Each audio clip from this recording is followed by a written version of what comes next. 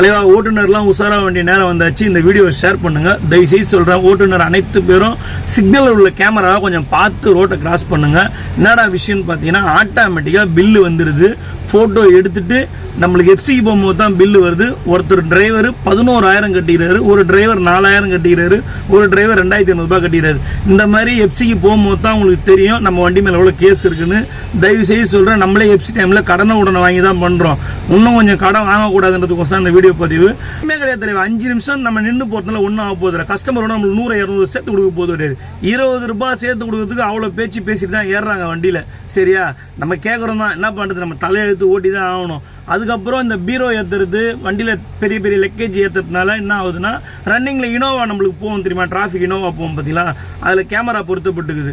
அந்த கேமரா என்ன பண்ணுது, எக்ஸ்ட்ரா லக்கேஜ், நம்ம ஃபோன் பேசின்னு வண்டி ஓட்டுறது எல்லாத்தையும் கவர் பண்ணி அது ஒரு கேஸ் போடுது ஒரு சைடில். அதனால் ஒட்டுமொத்த ஓட்டுநரும் ஜாகிரதையாக இருக்கணுன்றதுக்கோசம் இந்த வீடியோ பதிவு. பிடிச்சிருந்தா என் ஐடியா ஒரு ஃபாலோ மட்டும் பண்ணிட்டு போங்க.